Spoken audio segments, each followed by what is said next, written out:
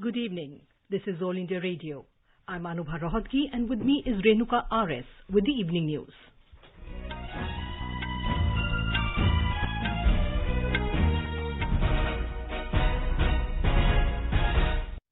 The headlines. Counting of votes to be taken up tomorrow for Bihar Assembly elections and by polls to 58 Assembly seats in 11 states. Prime Minister Narendra Modi urges people to go local for Diwali. National COVID-19 recovery rate reaches 92.56%. First tranche of commercial coal mine auction to generate revenue of 7,000 crore rupees. In women's cricket, defending champions Supernovas take on Trailblazers in title clash of T20 Challenge at Sharjah.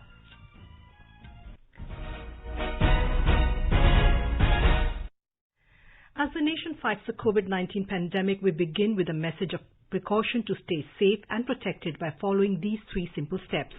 Wear a face mask, maintain 2 gaz ki doori for social distancing, and focus on hand and face hygiene. And now the news. The counting of votes for Bihar Assembly elections as well as by polls to 58 Assembly seats in 11 states will take place tomorrow. Counting of votes for by-election to Valmiki Nagar Lok Sabha seat in Bihar will also be taken up simultaneously. The Election Commission has said that the result trends will be available from 8 a.m. on the Commission's website results.eci.gov.in and Voter Helpline mobile app, apart from all the counting centres. Results will be displayed on the website and will be updated every few minutes to display the current round-wise results of each constituency. The website and mobile app will display information filled in the system by the returning officers from their counting centres. Election to the 243-member Bihar Legislative Assembly was held in 3 phases. The first phase of polling was held on 28th of October, covering 71 constituencies, while polling for the second phase on the 3rd of November covered 94 seats. The third and the final phase of voting in Bihar took place on the 7th of this month for 78 seats. By polls for Valmiki Nagar Lok Sabha seat in Bihar and 4 assembly seats in Manipur were also held simultaneously. Elaborate arrangements are in place for safe and transparent counting of votes in Bihar. Besides the state police, 59 companies of Central Paramilitary Forces have been deployed at each booth to ensure trouble-free counting. Victory processions have been banned. Talking to AIR News, Bihar Chief Electoral Officer H.R. Srinivasa said a prohibitory order has been issued in and around counting centres. All in all, there is a foolproof security arrangement for tomorrow's counting. The districts have imposed orders under Section 144 of CRPC. So victory rallies, processions are all prohibited. And even now, there is a 24/7 vigilance by the Central Paramilitary Force of all the strong rooms. There is a CCTV coverage and the feed is given to the candidates or their representatives who are sitting just outside the counting center so that they can watch for themselves the security arrangements that have been made for the counting center along with the strong rooms. Mr. Srinivasa said that due to adherence to COVID-19 protocol, the counting process will be longer. There is a significant increase in the number of polling stations. In fact, the number of polling stations have gone up by almost 45%. So tomorrow the counting process will be a bit longer than it used to be. You will get authentic reports from the ECI website. Our correspondent has filed this report. Tight security arrangements have been made in view of counting of votes. There will be 3-tier security system in and around polling centers across the state. Additional security forces have been deployed in sensitive areas. Election Commission has instructed to follow COVID protocol during the counting. Every counting personnel has to wear face mask during counting. All counting centers have been sanitized. Social distancing will also be maintained during counting of votes. In view of corona pandemic, there will be 7 counting tables in counting hall in place of 14. Electoral fortune of 3,734, including 371 women and 1 transgender, will be decided after counting of votes. Krishna Kumar Lal, AIR News, Patna. Voting for by-polls to 54 assembly seats in 10 states was held on 3rd of this month. The states were Madhya Pradesh, Gujarat, Uttar Pradesh, Jharkhand, Karnataka, Odisha, Haryana, Chhattisgarh, Telangana and Nagaland. In Madhya Pradesh, counting will be held for the assembly by-polls to 28 seats. Our correspondent reports that votes will be counted at the 19 district headquarters by following strict security arrangements and corona guidelines. By-elections in all 28 seats were held on November 3. The 70.27% votes were recorded in these constituencies. Overall, 355 candidates are in the fray in these elections. The main contest in the elections is between the BJP and the Congress. The result of the counting will decide whose government will be formed in the state. The BJP needed only 8 seats to continue in government, while the Congress will have to win all 28 seats to form a government. In the last assembly elections, a Congress coalition government was formed under the leadership of Kamal Nath. But in March this year, the Congress government lost its majority due to the resignation of 22 MLAs of the ruling party, and the BJP formed a new government led by Shivraj Singh Chauhan. Sanjeev Sharma, AIR News, Bhopal. In Uttar Pradesh, the counting will be held for assembly by polls to 7 seats. An average of over 53% voters exercised their franchise to decide the electoral fortune of 88 candidates in Nagaon, Sadat, Tundla, Bangarmao, Bulandshahr, Deoria, Khatampur and Malhani assembly seats. In Gujarat, the counting of votes will take place for by-elections to 8 assembly seats. Our correspondent reports that the Election Commission has made special arrangements in view of the prevailing COVID-19 pandemic. The fate of 81 candidates, including former Minister Kirit Sirana, will be decided in tomorrow's counting. Counting of votes for Abdasa, Limbadi, Morbi, Karjan and Dang Assembly constituency will be held at the respective district headquarters, while the counting of votes for Dari, Gadra and Kaprada constituency will be held at the local level. 25 counting halls and 97 counting tables at 8 different places are being sanitized, while masks, face shields and hand sanitizers will be provided to all counting staff. Counting of votes will begin at 8 a.m. tomorrow and results are expected by noon. Yogesh Pandya, AIR News, Ahmedabad. In Karnataka, the counting of votes will be held for 4 seats of State Legislative Council and 2 seats of Legislative Assembly.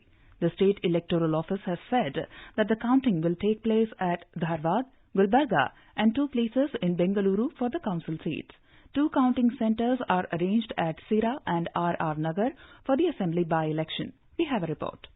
The counting of votes will be done keeping the pandemic in focus. Social distancing and wearing of masks and gloves will be mandatory. Hand sanitizers and thermal screening will be provided. Mobile bags are not allowed in the counting centers. The strong room where the EVMs are kept will be opened at 7:45 a.m. and counting will start with postal ballots. EVMs will be taken up next. For the assembly election, VVPAT slips will be counted of 5 booths selected randomly by the candidates and election observer. Micro-observers, supervisors and assistants will be deputed around the counting table. A 100-meter diameter around the counting center has been made a buffer zone with no permission to gather or vehicle movement. For this, the prohibitory orders are issued by the police department and liquor is also banned. No permission will be given for celebrations and bursting of crackers near the counting centers tomorrow. Sudhindra, AIR News, Bengaluru. In Nagaland, elaborate administrative and security arrangements have been made for the counting of votes for the by-elections to Southern Angami 1 and Pungro Kipire Assembly constituencies to be held tomorrow. Prime Minister Narendra Modi today urged people of the country to celebrate Diwali this year with local products. He gave the slogan, Local for Diwali, and said it is the commitment and responsibility of the people to celebrate Diwali with all locally produced items. The Prime Minister was speaking after virtually inaugurating and laying the foundation stone of 30 development projects worth over 614 crore rupees in his parliamentary constituency Varanasi in Uttar Pradesh. आजकल आप देख रहे हैं local के लिए vocal, vocal for local, इसके साथ ही local for Diwali, इसके मंत्र को, इसकी गूंज चारों तरफ अब सुनाई देने लगी है। मेरा बनारस के लोगों से भी और देशवासियों से भी मेरा कहना है, लोकल फॉर दिवाली को खूब प्रमोट करें, खूब प्रचार करें। हर एक व्यक्ति जब गर्व के साथ लोकल सामान खरीदेगा, लोकल की चर्चा करेगा, लोकल प्रोडक्ट का गौरव करेगा, नए नए लोगों तक ये बात पहुंचाएगा कि हमारे लोकल प्रोडक्ट कितने अच्छे हैं, कितने शानदार है, किस तरह हमारी पहचान है, तो ये बातें दूर दूर तक जाएगी। Thanking farmers of Purvanchal, the Prime Minister said despite COVID-19 pandemic, they produced bumper crops in their fields. He said the ongoing development projects in Varanasi are touching every aspect of life of people of Kashi. These include infrastructure development, tourism, cleaning of Ganga and welfare of farmers as well. मां गंगा की स्वच्छता से लेकर स्वास्थ्य सेवाओं तक, road और infrastructure से लेकर पर्यटन तक, बिजली से लेकर युवाओं के लिए खेलकूद तक और किसान से लेकर गांव गरीब तक हर क्षेत्र में बनारस विकास की नई गति प्राप्त किए हुए है. The Prime Minister said that incredible work has been done in the health sector and now Varanasi has become a hub of health facilities for the eastern part of the state. He said that a lot of development took place in the last 6 years and many projects have changed the very look of the city. The Prime Minister stressed that connectivity of Varanasi has always been a top priority of the government. Banaras की connectivity हमेशा से हमारी सरकार की सर्वोच्च प्राथमिकता रही है. काशी वासियों का और काशी आने वाले हर पर्यटक, हर श्रद्धालु का समय सड़क जाम में न व्यर्थ हो, इसके लिए नए इंफ्रास्ट्रक्चर का निर्माण किया जा रहा. बनारस में आज एयरपोर्ट पर सुविधाएं बढ़ रही हैं.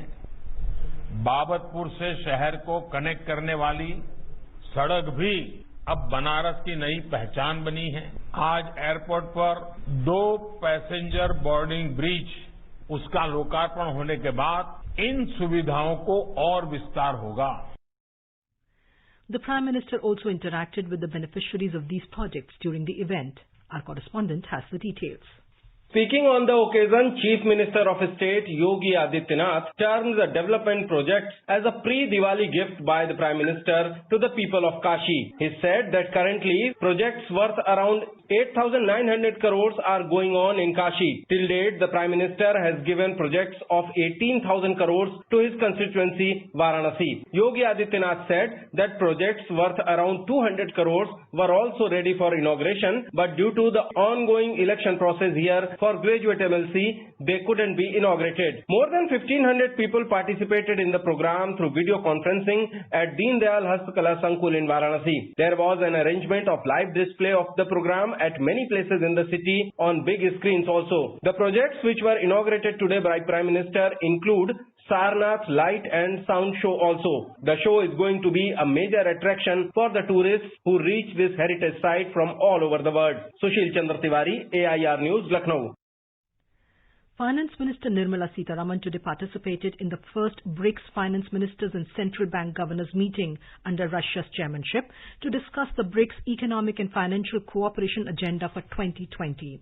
The Finance Ministry said Ms. Sitharaman talked about outcomes and initiatives of G20 Saudi Arabia in 2020 on the finance track and highlighted role of BRICS members in reflecting emerging market economies' concerns in these initiatives.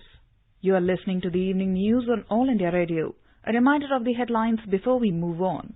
Counting of votes to be taken up tomorrow for Bihar Assembly elections and by-polls to 58 Assembly seats in 11 states.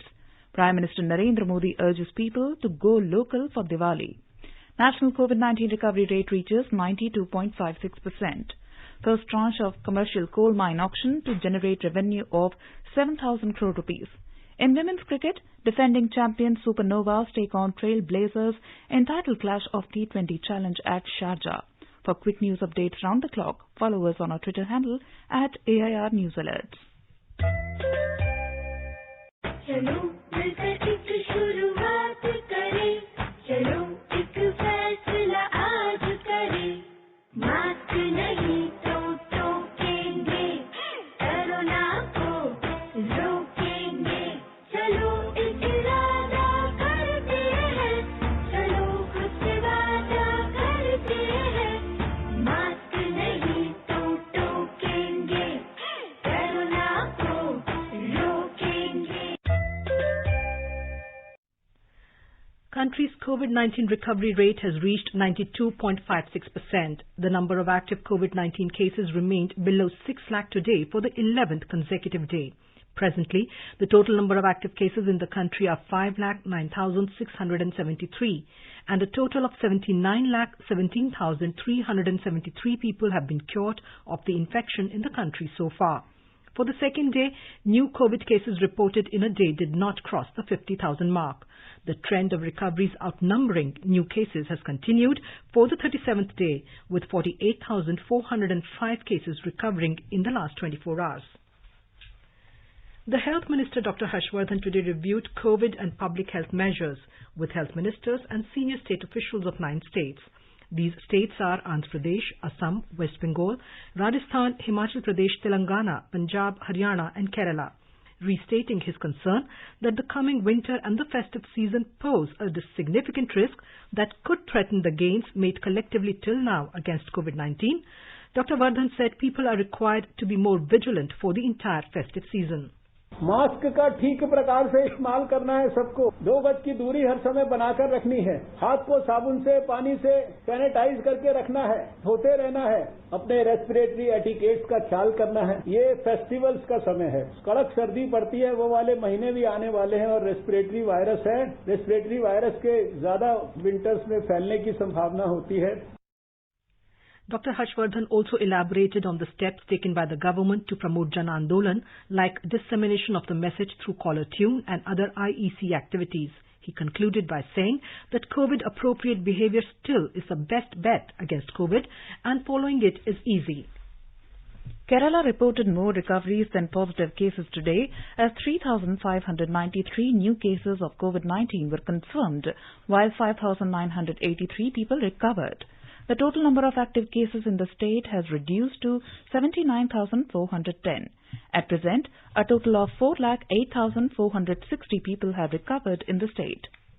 Meghalaya reported another COVID-19 related death today from West Garrow Hills district, taking the total fatalities in the state to 94. Directorate of Health Services in a statement informed that Meghalaya also registered 28 fresh new cases, taking the tally of the active cases to 1,024. The state also registered 37 new recoveries, bringing the total recovered cases to 9,112. Thousands of school children in Arunachal Pradesh will be sporting tricolor khadi face masks as they return to their schools for the first time post-COVID-19 lockdown. Ministry of Micro, Small and Medium Enterprises in a statement said, Khadi and Village Industries Commission KVIC has supplied 60,000 high-quality khadi cotton face masks for school children as the Arunachal Pradesh government has decided to reopen schools from the 16th of this month.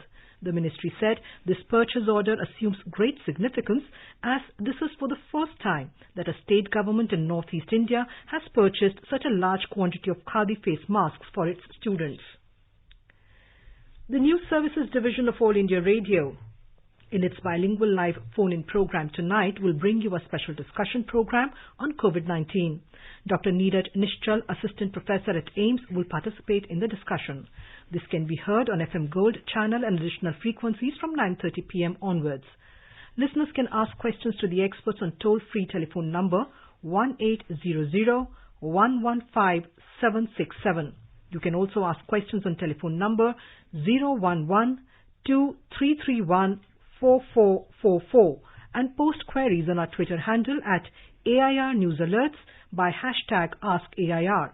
This program will also be available on our website newsonair.com and on our YouTube channel News on AIR Official. You can also follow us on News on AIR app for updates. 15th Finance Commission today submitted its report for the period of 2021 to 26 to President Ramnath Kovind. The Finance Commission, led by its chairman N.K. Singh, today called on the President and submitted the report. The report has been finalized after wide-ranging consultations with the union and state governments, local governments, chairman and member of previous finance commissions, advisory council to the commission and other domain experts, academic institutions of eminence and multilateral institutions. The Finance Commission will also present a copy of the report to the Prime Minister. The report will be tabled in the Parliament by the Union Finance Minister along with an action taken report of the government. Coal Minister Prahlad Joshi has said that the result of the first tranche of commercial coal mine auction has been historic. Briefing media in New Delhi today, Mr. Joshi said from 2nd November till today, the commercial coal mine auction took place in which 19 mines were auctioned, which will generate revenue of 7,000 crore rupees, and it has total peak rated capacity of 51 million tons. Mr. Joshi informed that the upfront amount will be 1,048 crore rupees. The minister said of these 19 mines, 11 are open cast, 5 are underground and 3 are in mixed category. He said the mines are in Jharkhand, Odisha, Chhattisgarh, Maharashtra and Madhya Pradesh. Mr. Joshi said a total of 76 bids were received for 23 mines and 19 mines were eligible for technical bids. He said throughout the process, the ministry consulted with the state governments. The minister appealed to the state governments to proactively cooperate with the bidders. He said the success of the auction is around 50%, which is highest after 2015. Housing and Urban Affairs Minister Hardeep Singh Puri has said that future mobility is about striving towards environment-friendly, integrated, automated and personalized travel on demand. He said new advancements like intelligent transportation systems and traffic management applications are in the pipeline for enhanced mobility in major cities. He was speaking at the 13th Urban Mobility India Conference on the theme of Emerging Trends in Urban Mobility in New Delhi today. Addressing the conference, the minister said that in the aftermath of the ongoing COVID-19 pandemic, India is likely to experience a behavioral change in urban mobility. This crisis also presents an opportunity to guide the recovery of urban transport towards long-term development goals. Defence Minister Rajnath Singh and Road Transport and Highways Minister Nitin Gadkari today witnessed the demonstration of Fire Detection and Suppression System (FTSS) for passenger buses developed by the Defence Research and Development Organisation at the DRDO Bhavan in New Delhi. Demonstrations were given on water mist-based FTSS for passenger compartment and aerosol-based FTSS for engine fire. They were also briefed about the various other programs and systems. In Jammu and Kashmir, the security forces today busted a hideout of terrorists and recovered a huge cache of arms and ammunition in Poonch district. Our correspondent reports that, acting on specific inputs, the joint team of security forces launched a cordon and search operation in the forests of Kirni area of district and recovered the cache hidden under the boulders in a hideout near the line of control.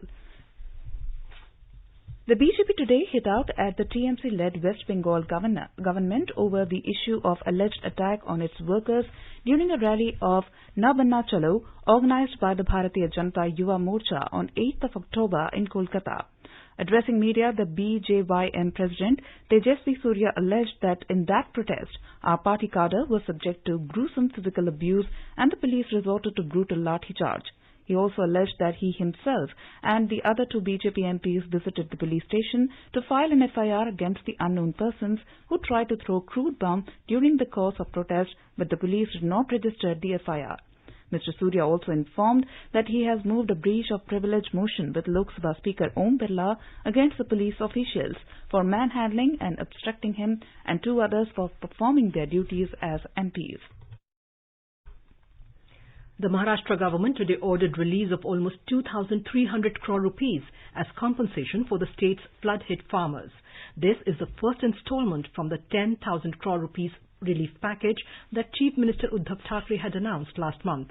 The compensation has been released for distribution in Nagpur, Aurangabad, Amravati, Pune, Konkan and Nashik divisions. Compensation will be paid to those who lost their kin, whose homes were destroyed, farmers who lost their standing crops, those who lost their cattle and also to fishermen. The Bombay High Court today refused to grant interim bail to senior journalist and editor-in-chief of Republic TV Arnab Goswami. The senior journalist was arrested from his Mumbai residence last week in a 2-year-old abetment to suicide case of a 53-year-old architect Anvay Nayak. The bench of Justices S.S. Shinde and M.S. Karnik directed the petitioner to seek regular bail from Sessions Court in Alibag and said the lower court must decide on the petition within 4 days. In Puducherry, the Revenue Department today sought the certificates of all the candidates provisionally selected for MBBS admission in JIPMER under Puducherry quota to verify the genuineness of the same. More from our correspondent. Lieutenant Governor Dr. Kiran Pedi in a WhatsApp post said that the team briefed that the Prime Minister is very keen to see that the health scheme for the poor is implemented fully in the Union Territory as achieved elsewhere. They came to help remove any administrative hindrances which may have come in the way, LG said. The team requested the Puducherry administration to firm up proposals to cover the remaining 2.5 lakh families, including workers and pensioners, and to send a suitable proposal for the consideration of the Government of India. They also requested the UT to expedite digitization of health records of the entire population under the PM's flagship program expeditiously. Chandramohan, Air News, Puducherry.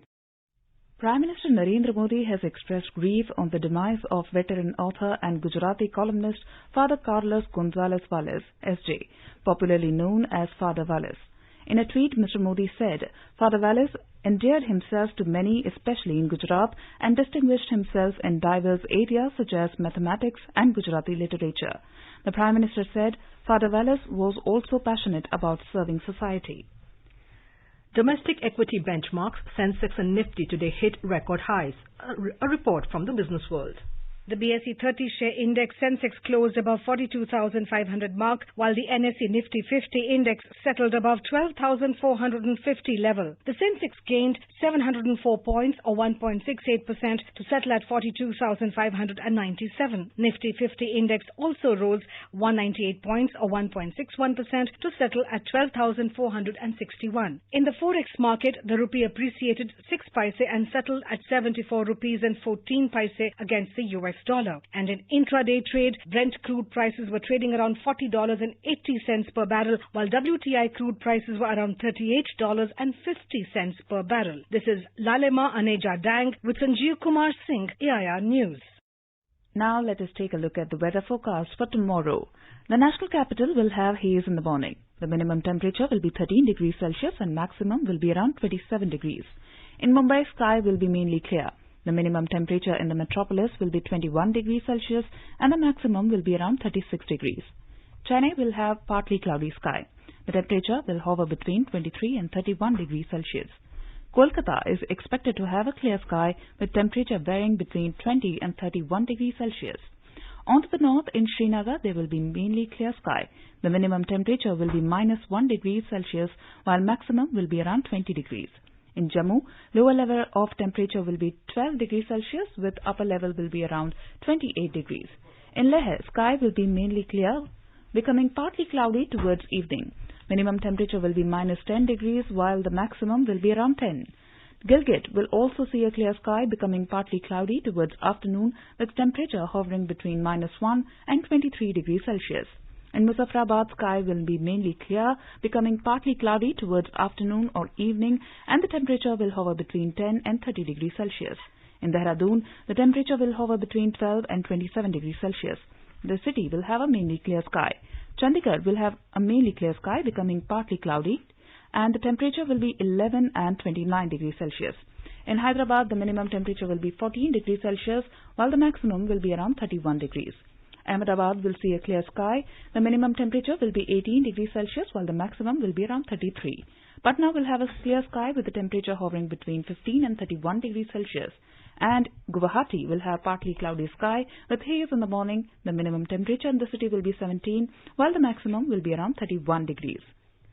Now on to sports. In women's cricket, defending champions Supernovas are playing Trailblazers in the title clash of T20 Challenge at Sharjah. The Trailblazers were 116 for 4 in 18.4 overs when the reports last came in. Earlier, the Supernovas won the toss and chose to field first. The Supernovas and Trailblazers are face-to-face for the second time in 3 days. In their last meeting on Saturday, Supernovas defeated Trailblazers by a thin margin of 2 runs at the same venue. The Supernovas have won both the earlier editions of the Women's T20 Challenge. In IPL cricket, Delhi Capitals will face the defending champions Mumbai Indians in the Summit Clash at Dubai tomorrow. Delhi entered their first ever IPL final with a convincing 17-run victory over Sunrisers Hyderabad in the second qualifier in Abu Dhabi last night. And now, before we end this bulletin, the headlines once again. Counting of votes to be taken up tomorrow for Bihar Assembly elections and by polls to 58 Assembly seats in 11 states. Prime Minister Narendra Modi urges people to go local for Diwali. National COVID-19 recovery rate reaches 92.56%. first tranche of commercial coal mine auction to generate revenue of 7,000 crore rupees. And in women's cricket, defending champions Supernovas take on Trailblazers in the title clash of T20 Challenge at Sharjah. For details of these stories and more, log on to our website www.newsonair.com and News on AIR app. And with that, we end the evening news. Good night.